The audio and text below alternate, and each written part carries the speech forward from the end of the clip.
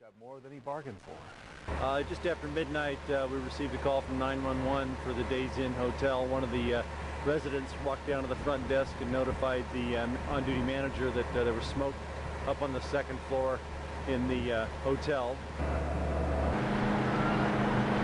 And when fire crews arrived 4 minutes after we got the call, initially they didn't see a lot of smoke coming until they came around one side of the building, noticed a little smoke building up. We did have one tenant that said he tried to grab an extinguisher, go upstairs to look for the fire, was overcome by smoke. I ran to try to go upstairs to the second floor where I saw smoke coming down from, and then when I got to that second level, I started getting overcome with the smoke because it was really thick. He's been treated on scene and released. We had plenty of water on the fire truck, and then they made a second connection. Another unit came in and was able to hook up to another water supply, so we had actually 2 hydrants that did work. Hundreds take to Pikes Peak Sunday morning for what many cyclists call the ultimate test. This is just very unrelenting and 6 hours of pain. The second annual assault on the peak takes these gutsy cyclists nearly 25 miles up Pikes Peak. That's a vertical climb of nearly 8,000 feet. Wisconsin native Adam Zabler was understandably nervous before he hit the peak. Yeah, I did Mount Evans last year just for fun. Didn't really know what I was getting into and don't know if I am today. So for others, like retired pro cyclist Tracy Brown, it's more of a bucket list type of thing. It's kind of cool to check it off your list. They only let you do it once a year. But perhaps the most courageous rider this year is Drew Wills. Paralyzed 6 years ago, he now rides a hand bike. The work is much harder than riding a conventional one. Maybe it's just the idea of not wanting to fail, and if you're able to complete those things, then I think in the end you feel like you've got a little more confidence, and that carries over to all sorts of things in life. For him and others, the race transcends the course and becomes a metaphor for life. I think you also find yourself out there. When you push yourself to your limits, you make, I think you open up some doors and find out some things about yourself. John Romero. Maybe we're born to run. On the bright side this evening, 11 News photographer James Egbert will take us along for the ride.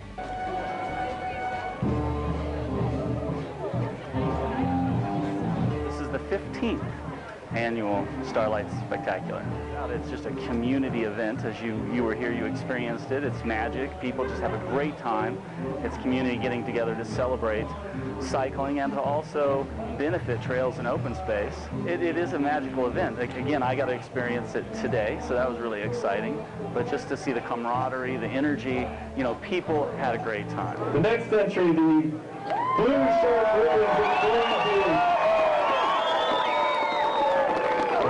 Now we got the margarita head.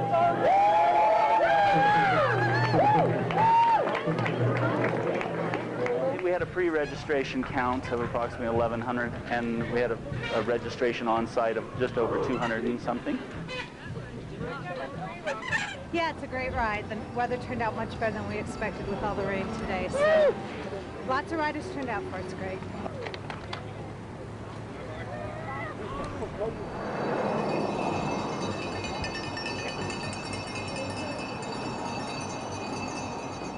The Starlight Spectacular helps the Trails and Open Space Coalition advocate for cyclists. Student and performer Cece Wells remembers when her mom, Linda Weiss, used their basement as one of the many locations for the Colorado Springs Conservatory. Now it finally has a home of its own. I feel like it's very creative and very welcoming, and it's a big home. 4 floors amounting to 18,000 square feet of space begging for students to create music, art, and have fun learning. It's really inspiring, to come in and see all these colors. You can actually make music. You can feel like you're not being contained. So it's pretty awesome. The building originally housed a prosecutor's office. Now every room has its own personality and identity. From a room filled with records to another filled with guitars, others with musically inspired photos. Even the hallways are adorned with murals. They gave me a bucket of black paint and I went nuts. Inspired by the many students who study or have studied at the conservatory, Cece gave the walls life. As for her desire to add to the 25 lively murals, I personally want to keep going. People might get a little overwhelmed, but it's always fun to see people walk in and, oh, there's another one. So it's fun to just keep doodling. Everywhere you look, the building sparkles with the magic of imagination and creativity. In Colorado Springs, Anya Winslow, News 5. Staying with friends or at hotels here in Colorado Springs, and one of the couples who lives here says had it not been for two good Samaritans pounding down their door, they may have not gotten out in time. When firefighters arrived around 2:15 Saturday morning, 2 apartments were already doused in flames. Our neighbor was banging on our door, and he went to answer it, and on his way to the door, he saw the whole balcony orange in flames. That knock came from a neighbor and a passerby who got Timmy Brokey and her husband David out of bed. We put some robes on and ran to go outside, and then we went and got the cat, and as he was getting the cat, I was standing by the door, and the glass doors that separate the balcony from the living room exploded, and the fire just came inside really fast. Timmy says she thinks the fire started on their balcony. The only smoke detector we have is near our bedroom, which is the furthest room away from the balcony, and we had already gone outside and it still hadn't gone off yet. And while the couple lost everything, they say they're grateful for the 2 good Samaritans. We would have been trapped in our bedroom, but we were very lucky. Now, this apartment complex requires that all tenants have renter's insurance, but Timmy says seeing that money could take some time, so a lot of the families here I took this at first. We came out here and there's people running around trying to get people out of the apartment and stuff.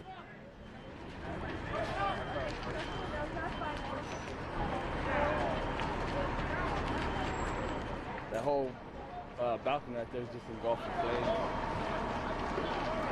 At 2:16 this morning, we received a call for a possible structure fire. They toned out two engine companies and a truck company. En route, they upgraded this to a working structure fire just due to the amount of smoke that the first engine company saw when they came up over the hill. Along with that, we sent out a second alarm due to the fact that this is an apartment complex.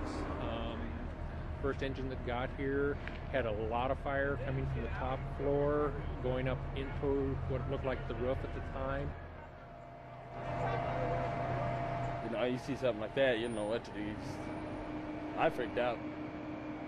There is nobody injured from this at this point in time. Everybody did get out. We do have them over in the clubhouse. They're all going to be displaced, which means they're going to be dealing with the Red Cross, and we're going to try to get them placed for the evening or for the next couple of days. We ended up with 4 engine companies, 2 truck companies as the initial response. We did have the working fire complement, which includes the hazmat team, a heavy rescue, another truck company, and a couple of district chiefs. They got initial reports that everybody was out. In talking to the neighbors and the calling parties, they stated they knocked on all the doors, got everybody out. Everybody's been accounted for except for one individual who they think is not home. People that were in the apartment that's all burnt up had actually gotten out there in time.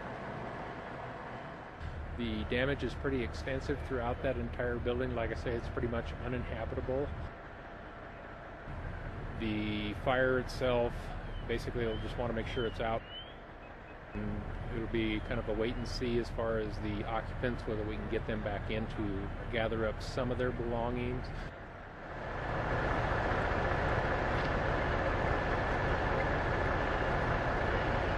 The initial response was 2 engines and a truck, which was upgraded to 2 alarms, which were another 2 engines and another truck. So you had 4 engines, 2 trucks as the initial response, along with the working fire protocol, which is going to be another truck company, a heavy rescue, and a hazardous materials team and a rehab unit.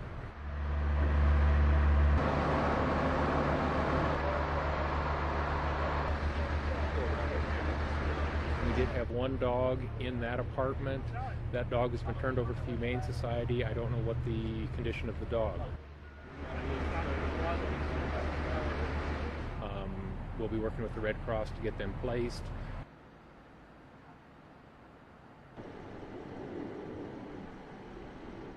We'll probably be having an inspector come out, kind of take a look. They do not want to disturb any of the evidence, just to make sure that if we're going to do an investigation that we can find out exactly what was going on. Oh man, just glad everybody's all right.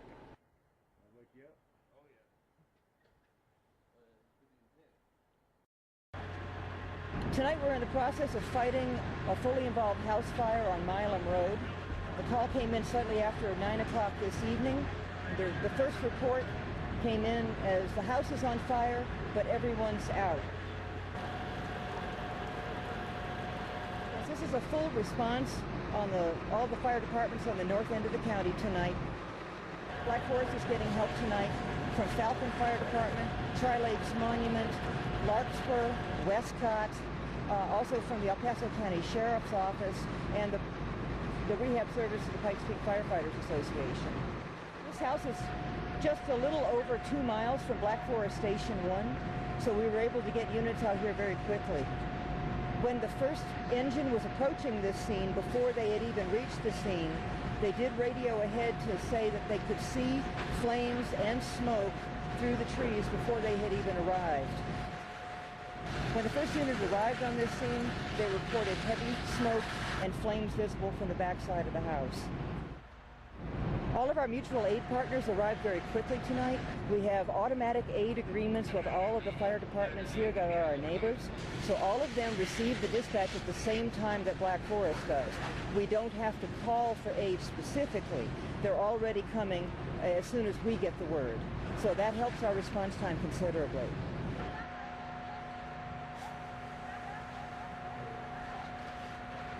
It only took a few minutes to get our tankers, our tenders here on scene to this fire and get water supply established. Out here in northern part of El Paso County, where we do not have fire hydrants, we practice the skills of hauling water to a fire scene. Bringing water and setting up rural water supply is one of the most important things we do, and we emphasize training on those skills. So everybody here, all of our neighboring fire departments, also have the same procedures for setting up this sort of water supply. This is standard procedure for us.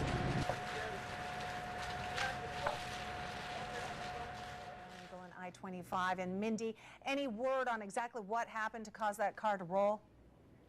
No, Shannon, all state troopers could tell me is that this rollover accident is weather related. As you can see, the paramedics just arrived on scene.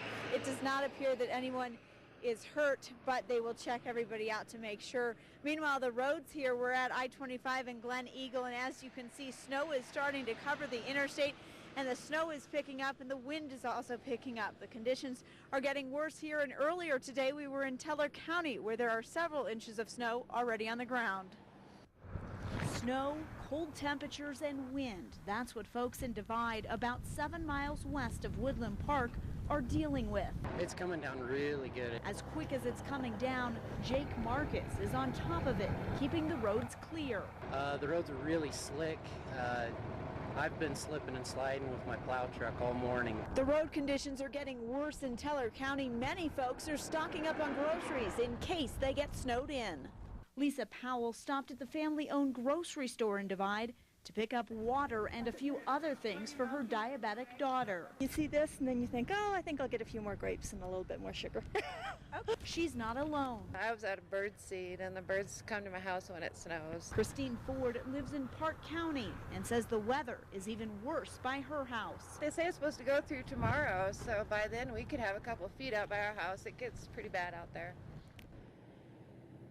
Now the roads are expected to get worse tonight as temperatures drop and things start to freeze over. Snow, cold temperatures, and wind. That's what folks in Divide, about 7 miles west of Woodland Park, are dealing with. It's coming down really good. As quick as it's coming down, Jake Marcus is on top of it, keeping the roads clear. The roads are really slick. I've been slipping and sliding with my plow truck all morning. The road conditions are getting worse in Teller County. Many folks are stocking up on groceries in case they get snowed in.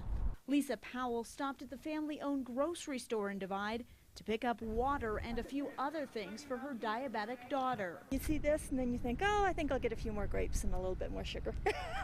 She's not alone. I was out of bird seed and the birds come to my house when it snows. Christine Ford lives in Park County and says the weather is even worse by her house. They say it's supposed to go through tomorrow, so by then we could have a couple of feet out by our house. It gets pretty bad out there.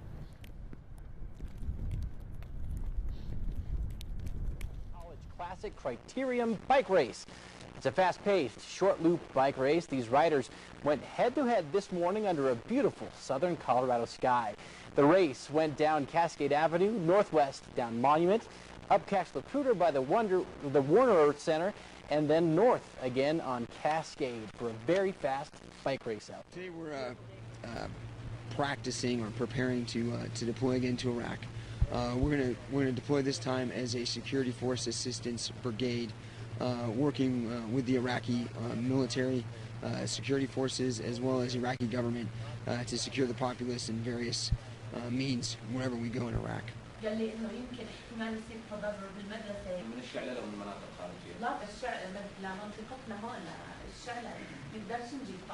saying that we barely can cover the students. We've got role players that are actual Iraqis, at least Arabic speakers. They're able to portray civic leaders as well as the populace in the town.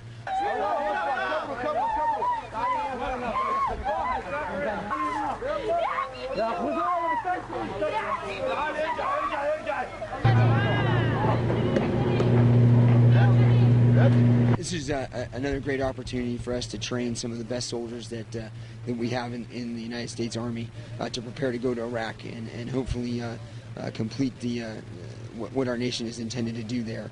Through this, they learn the culture, they learn how people react emotionally to things that happens in town here.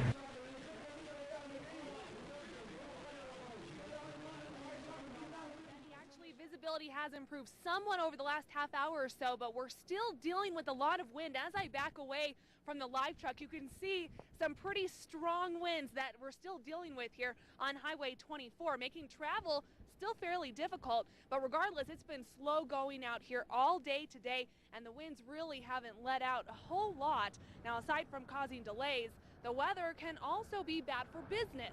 Now, we spoke to a FedEx driver who was following his normal route when he hit a major roadblock. Well, I was attempting to deliver, and I got out to Calhoun, and they said it was blocked off going out east, and that's my entire route is out east, so I have no choice but to turn around and go back.